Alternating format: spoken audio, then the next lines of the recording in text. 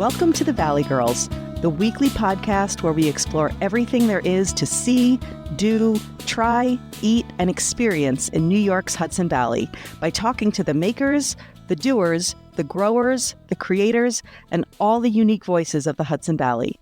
We're telling the Hudson Valley's story one episode at a time.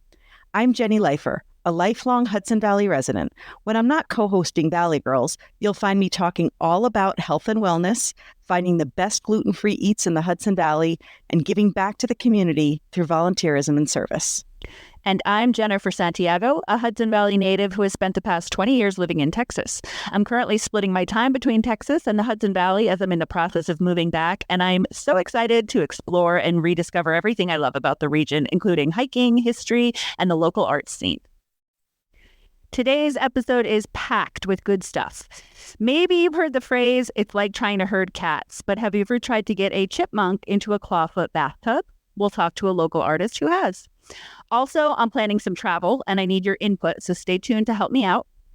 Our featured guest is a local pastry chef who might look familiar if you're a fan of the Food Network, but it's worth getting to know her and the Caribbean-inspired flavors she's baking up here in the Hudson Valley. I am talking now with Meredith Morabito. And Meredith, we met each other at the Garlic Festival last fall. I don't know if you remember, Jenny and I were there with her husband and our other friend, Rebecca, and we just kind of stumbled upon your booth, and then we went gaga for your artwork because it is so wholesome and whimsical and downright adorable. So please tell people about the photography that you do and how you got started doing this miraculous thing. Well, I photograph a wild chipmunk who I named. I was going to say nicknamed, but I guess I really just named her, Callie Bubble Yum. And she's a wild chipmunk that lives outside. And I kind of am just somebody who's outside a lot. And I have a farm, so I'm feeding the animals. And I kind of noticed a chipmunk coming closer and closer.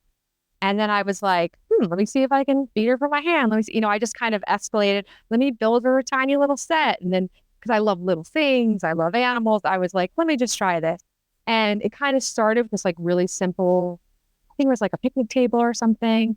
And I photographed her and I was like, this is so fun. And then I just kind of went more and more crazy with this photography, photographing her in miniature sets built to her size. So her living room, her kitchen, her bedroom, her bathroom. But then I was like, maybe I can get her in a sleeping bag, all these things I don't coax her. I give her sunflower seeds, but I don't like touch her or grab her or anything. She lives outside. And I sit outside all day and just take pictures of her for the past several years. So that sounds like it requires an enormous amount of patience, which is something of which I have none. So you just build these adorable little sets and eventually she comes and you just capture her in the moment. I do, although the patience comes with building the sets and coming up with the ideas. As far as waiting for her, she's there before I get there. Every day, waiting, and a lot of times yelling outside of my door, where are you? Let's get going. And now, since it's been several years and several generations, her kids, grandkids, and great-grandkids are now all yelling outside my door saying, let's get this going. Where's the next set? So it's kind of got a little wild. So I have actually on my laptop a sticker of her taking a bath. I have in my kitchen, Callie in her kitchen with a bunch of garlic bulbs. I will post a picture of that card for everybody to see. So what are some of the other scenarios Callie has gotten herself into? I mean, I have built everything. Well, sometimes I go to yard sales and I find little pieces of furniture or something, and I'll say, I'll just build the set around that. So it might be a cute little bathtub, and then I'll decide, I'll just build the whole bathroom. But I have, like I said, I've done her. There's a photo that's behind me of a chipmunk playing the saxophone, and that is a little piece of fishing line hanging down with a little kind of plastic saxophone. And then I just put a dab of peanut butter on the mouthpiece. So when she grabbed the saxophone to steady it, I just snapped the picture. So that was actually just in Whalebone magazine this past year for a winner of the delight category because it is pretty delightful. It is delightful. And it's just so quirky and fun. And, we love doing this because we love talking to people from the Hudson Valley because people are so creative and unique. And this is just such an unadulterated little delightful pleasure. So thank you so much for sharing Callie with us. So what's the best place for people to go if they want to check out Callie's adventures? So I post pretty regularly on Instagram, and that's at Mostly Magic Mare, MER. And I have a Etsy store, the Mostly Magic Market. And then I also have a personal website, which is moslymagicmarket.com. But I also have a sculpture page with meredithmorbido.com where I have all my figurative work as well. You are a Renaissance woman. We will put all those links in the show notes, and I will put them up on the blog so that people can find you easily. They don't have to stop what they're doing to write that down. And the most important question, will you be at the Garlic Festival again this year? Because I love it there. I will be there every year that they will have me. So yes, I will be there this year. Oh, that's so exciting. Thank you so much for being with us today. Thank you. Before we get to our conversation with our next guest, I need your help. Yes, you. So my bags are packed. I am heading to the airport in the morning for a trip to New York. I will be in New York for a good time, not a long time, but we'll be working on some fun podcast stuff. So you'll hear more about that. But I am a playlist girly. My mood is very linked to music, and I like to have a playlist for everything I do. So I'm working on my New York playlist. So I need you to tell me, what are the songs that should be on my playlist? What are the greatest songs about New York? What are the songs that psych you up? I will post on Instagram my current New York playlist. That's at Valley Girls Pod NY on Instagram. And you can see what I've already got, and you can tell me what I'm missing. I will tell you, my sentimental song is New York State of Mind. I don't care if it's corny. When Billy Joel croons about the Hudson River line, I will get all melty every time. But my hype song is New York Groove by Ace Frehley. When I hear the opening beats of that, I just want to strut right down the center of the walkway over the Hudson like it's my own personal catwalk. So tell me on Instagram or contact us through the website. If you go to valleygirlspodcast.com, there's lots of ways to get in touch with us. Tell me what I'm missing, what else I should have on my playlist. If I add your song to my playlist, I will shout it out in next week's episode, and I'll let you know how it went.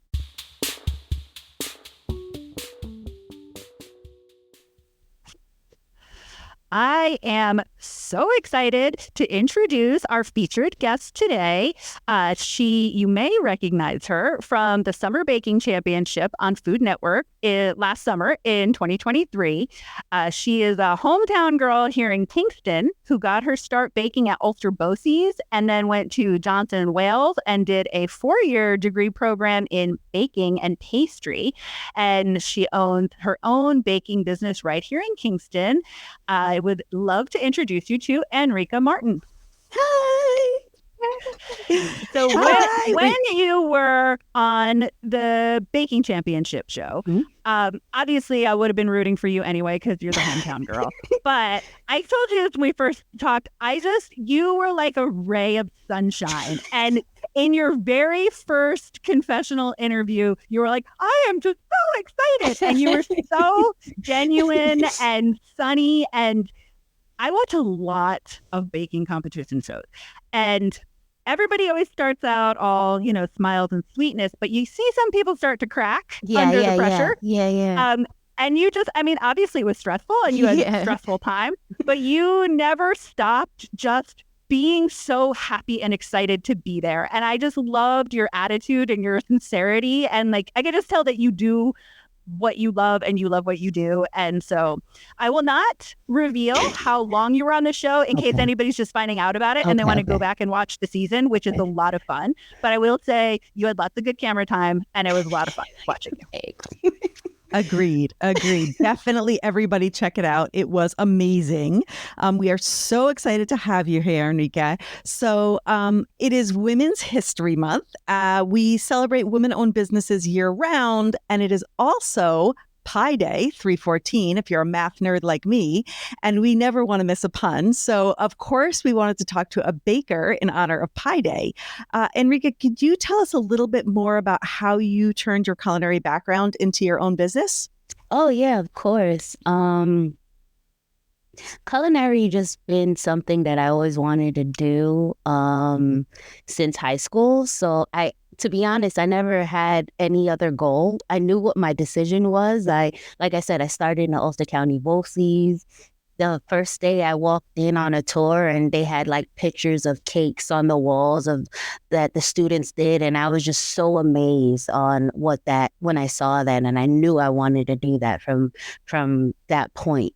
And I just stayed the course. I knew culinary, like the savory side wasn't my thing. I didn't really like to cook. So like baking is just what caught my eye and caught my heart. So that's fantastic. I love that journey for you because I am such a big fan of career-focused education in high school, and I don't feel like we offer that enough to students. It oftentimes becomes, a secondary, like, oh, we don't think that you're, on the AP track, so why don't you consider some of these programs at BOCES? And I feel like it is so valid and valuable to have this kind of career and technical skills training. And so I love that that's how you started out and you've had the success that you've had.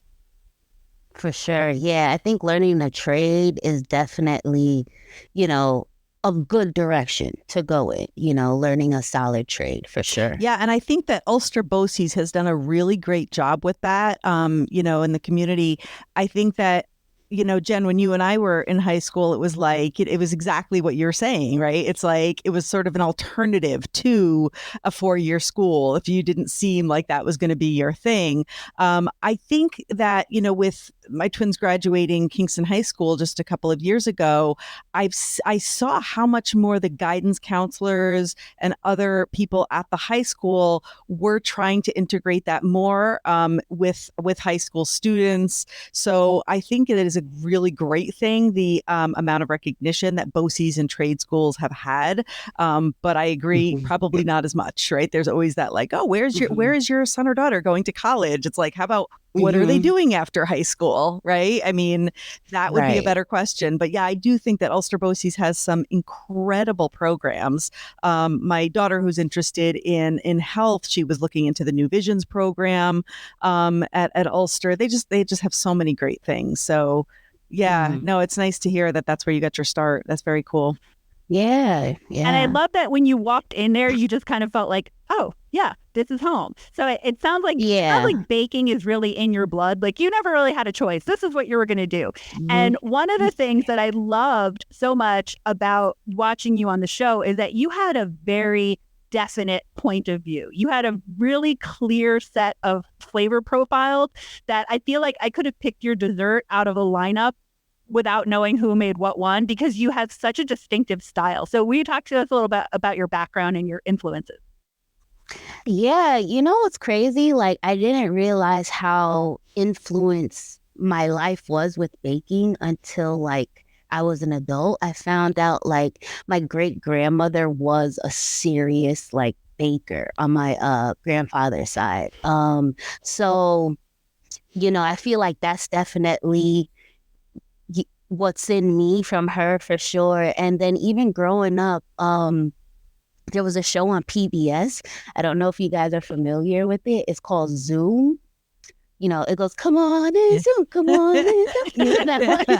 So me and my cousins, we used to watch that show religiously.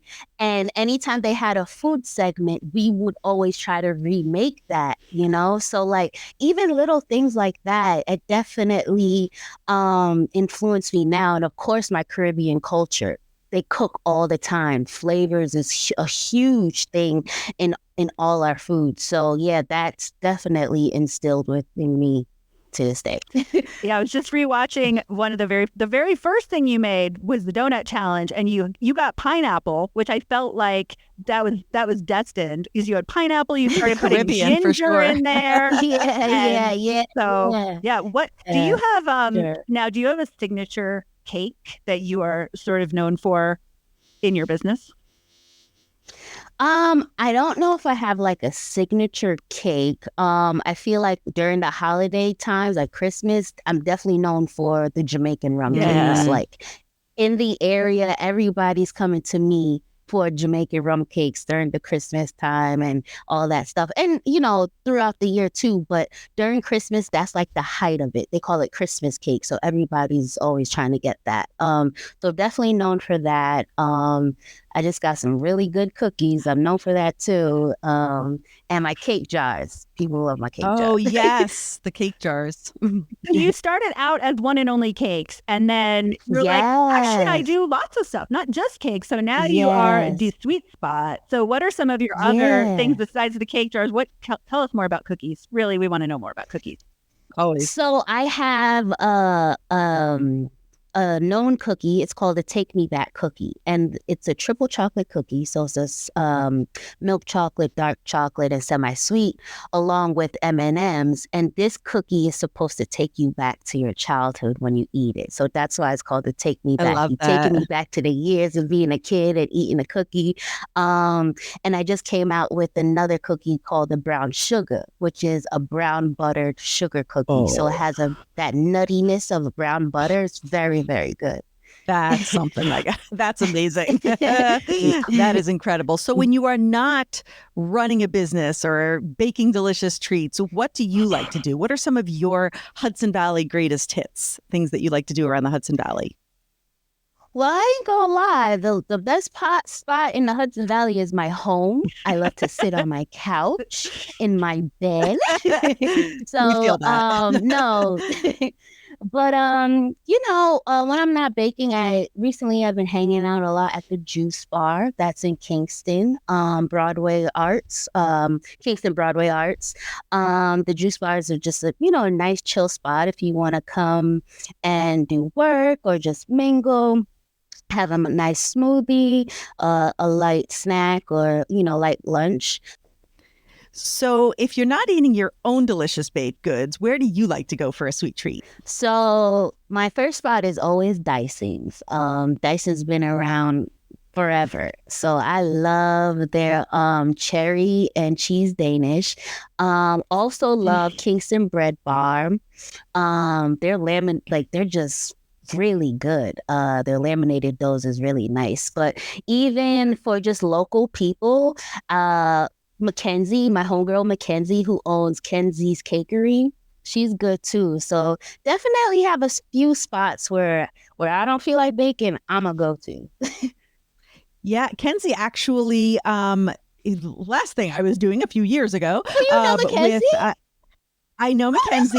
Oh, I ordered from her I was PTA president of an elementary school, and we were doing an event, and I ordered from Kenzie. She was amazing. She was so great to work with, and everybody loved her stuff. Yeah, oh my gosh, Kenzie she is so great. good. Like her execution, spot on, real good. Yeah, Mm-hmm. and I just love that you are willing to and open to highlight these. I find that the baking community with the bakers within this area, within the Hudson Valley, are so supportive of each other. It doesn't feel like, other businesses where there's this level of competition and you see each other as competitors. Yeah. I feel like within the baking community, I know several bakers, who just do their own thing and have their own business, but they're always shouting out the other businesses and being supportive of the other bakers. So I just find that to be really great. Yeah, I like that too. I don't know. I don't like confrontation. I really don't like all that. And I feel like there's no need to like be against each other when we all do our own thing. You know what I mean? Right. Like I can't do what Mackenzie does, and Mackenzie can't do what I do. I can't do what Dyson does. And like we all have our own lane. So and there's enough to make money for everybody. So you know what I mean? So it's all good. There's enough sweet tooths around here. For sure. We need you all. For sure. I will eat all the baked goods forever and ever. Also, Jenny is not telling you, but she is sort of descended from local baking royalty herself, because her mom, Ellen, makes the best challah that I've ever had. I dream of it all the time. And for a long time, she had a challah business locally of she her was own. known as challah lady around here. It started with just a friend of it.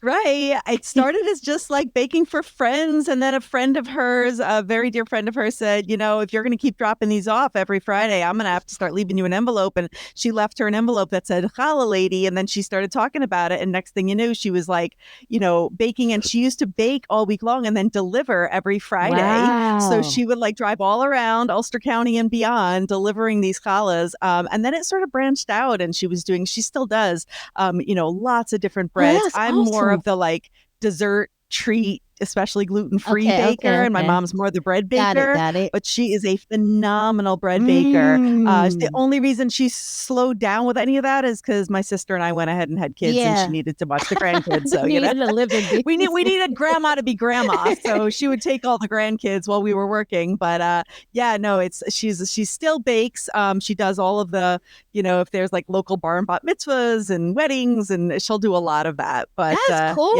That's cool. Wasn't that Barbara Cohen who said, Ellen, you need to do business out of this? It was Speaking Barbara of Cohen. Women supporting women, women in business. We love that. Shout out to Barbara Cohen, who is there to support every business in Ulster County and beyond as well. But she was really the one who called my mom the challah lady, and there it went. So that's cool. So, yeah, you could do a little baking too, though.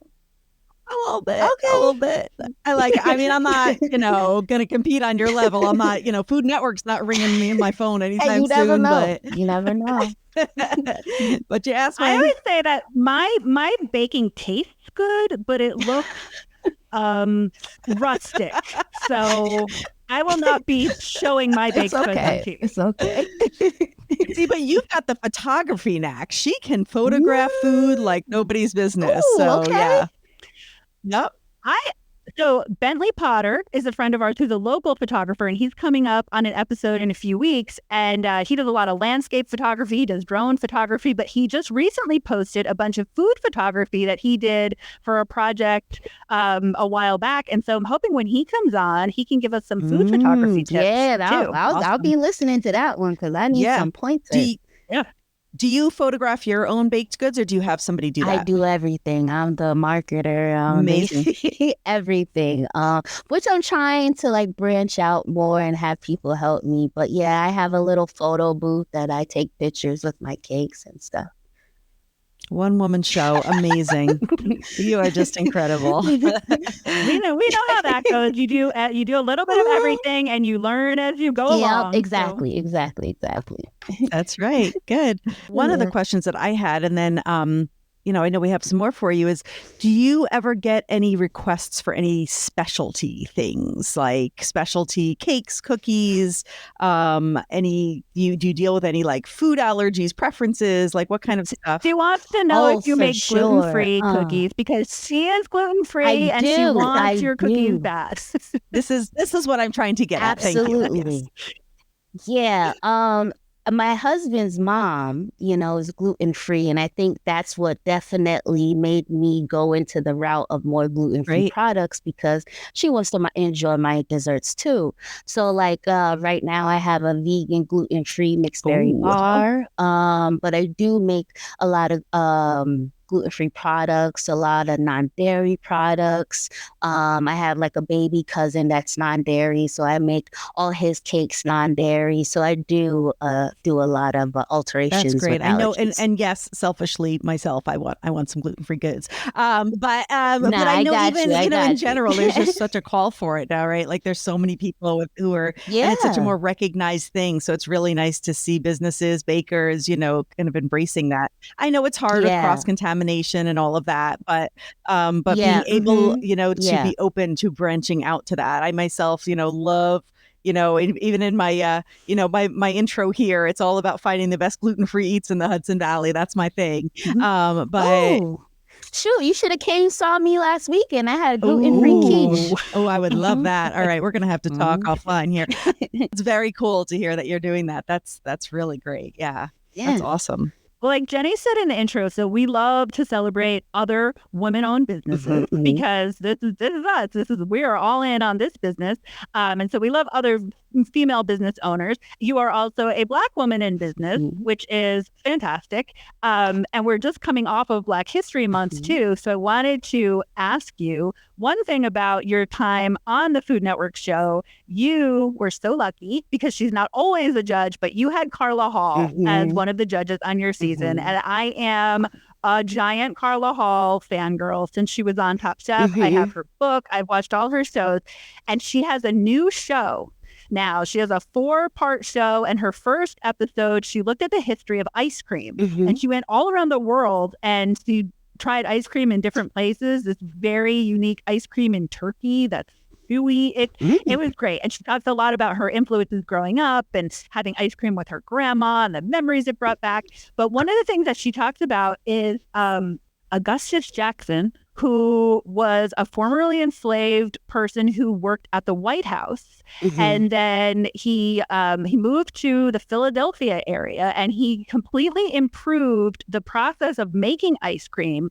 And so he's pretty much responsible for the American ice cream that we eat now. He learned at the White House some of the techniques that people brought over from Europe, and then he started his own ice cream business. I learned so much from Carla, and I love her, and I just want you to affirm what I've always believed, that she's amazing and cool. And how was that experience? She is really cool. I always adored Carla's style. I love fashion, so I just loved to see her express herself with her hair, the color she used, and I was just like in awe when I saw her. And her energy is really like uppity and perky and like happy, and it was really cool. It was just really, really cool. I didn't want to fangirl, I didn't want to seem crazy, but I was excited. Yeah, Jen would have. Jen would have fangirled. I was super excited. Yeah. So the ultimate, if so anybody is new to watching the baking championships on Food Network, the ultimate thing that you can get from Carla Hall is a dude. Right. If she tries something you make that's really phenomenal, she will say right. dude. And that's as good as it gets. I don't even remember if I got one of those. She's pretty, she plays it pretty close to the vest with her dudes. There's usually only a few dudes a season. Anyway. Well, she was cool. That is super fun. Is there any moment that you could remember in the show that it's like, I mean, I'm sure there's a lot of memorable moments for you, but is there something on the show where you were like, I'm on the Food Network, right? Like, is there something that you could remember from being on that show that stuck with you? The first day walking onto set, and I walked out into the set and, saw the cameras lined up and saw the stations. And I was just like, what? Wow. Like, I was just watching this a couple of days ago in New York at my home. And now I'm here. Like, this is bananas. Like, this is crazy. That was a cool feeling. That must have been so surreal. It was. Yeah, it was. I will never I will always keep that. It was really cool. That's so great. So I wanted to ask where people can find you, because you don't currently have a brick and mortar location, right? No, so how do we get some of this delicious stuff? And did you see a big impact on your business after having gone on the show? Yeah, like I got a lot of more follows and stuff like that. It was hard I'm not going to lie to you. At the time when I was doing the show, I was at a really, really hard place in my life, really dark place in my life. So I had to really pick myself up together to go and film this show. And then once I came back, I felt great. I was on this show, but then it was like, I'm back in the real world. I have a whole business that I need to finish and push, because at this time I just went through my rebrand. I just got this trailer, which will be my mobile store, because I don't have a brick and mortar. So now I'm back from this show and I'm trying to push this trailer and finish this trailer to be on the road. And it was just very hard. So yes, I did get an influx of people following me on my socials and stuff like that. But as far as businesses, I couldn't even take that influx because I wasn't even ready yet, So it was a hard process, for me during that time. So now you've got your trailer. So where can we follow you around and just beg for cookie crumbs? If you see me following you through the streets of Kingston, just throw me some gluten-free cookies once in a while. So you definitely can find me online at shop.thesweetspot.com, and that's where I have my online shop where I'm selling cookies and cake jars. My kitchen, And it's D-I Sweet Spot, right? D, so D. D It's Sweet it's Spot. playing on patois, like the broken English of patois. Love it. So it's called This Sweet Spot. And at 70 Lindsley Avenue, Kingston, New York. That's where my kitchen is. If you do order online, you have the option of picking up at the kitchen or delivering at your address. Mail, not me driving to you. Like, I will mail it and you'll get it at your house. Oh, darn it. You want to come in for some But as of right now, with the trailer, we're still doing just like little pop-ups. We are working up to have a grand opening this spring. So it will be open for private events, weddings, to do dessert bars or everything like that. But right now, we're just following us on social media, which is Instagram, The Sweet Spot, or Facebook. And follow us if we have pop-ups. We just did one. We did a breakfast pop-up last weekend, which was really good. And we offered quiches and scones. So that was really nice. scones. What flavor scones are my jam? Really? I have a really, really loving relationship with scones. I actually really like scones. But I made a blueberry hibiscus and a dirty chai scone last weekend. It was really good. And I served it with a lemon curd, a strawberry preserves, and a Devonshire cream. Oh my gosh. Kind of the older English way. My daughter would go crazy for that. That's amazing. Anything chai and tried. lemon, forget it. Like together, I don't even know. That's just so amazing. Good. So good. That's amazing. Oh my gosh. Well, we just want to thank you so much for being here. Your presence, your energy, your talent is just is wonderful. So thank you so much for taking the time to talk to us and be here with us today. Everybody check out thesweetspot.com. Check her out on Instagram. Anrika, you are just a gem. And we will make sure that we put all of this, all of the contacts for Anrika in the show notes, as well as on our website, valleygirlspodcast.com. So you can follow us, follow Anrika. Anrika, thank you so much for being here. Thank you Thank so you. much. I really appreciate you guys taking the time. And send me your address. I'll send you some cookies. Yay. Okay. All right. Perks. Thank you so much. Thank you. You're welcome. Thank you. Thank you to all our listeners. We hope you enjoyed listening. If you enjoyed this episode and you'd like to help support the Valley Girls, please follow our podcast from our show page on whichever platform you listen from. Leave a rating and review and share our podcast with others. We appreciate it so much. To stay up to date with the Valley Girls and for more content, you can find us at valleygirlspodcast.com, and you can follow us on Instagram, Facebook, and YouTube. Links to all our social media accounts are in the show notes. We just really appreciate all of this. And also, you can connect to all of our social media through our homepage at valleygirlspodcast.com. So thank you so much for listening. Bye for now. Bye-bye. The music for this episode is by Robert Burke Warren, entitled Painting a Vast Blue Sky, and can be found on his album Redheaded Friend, available on iTunes and Spotify, and at the link in the show notes.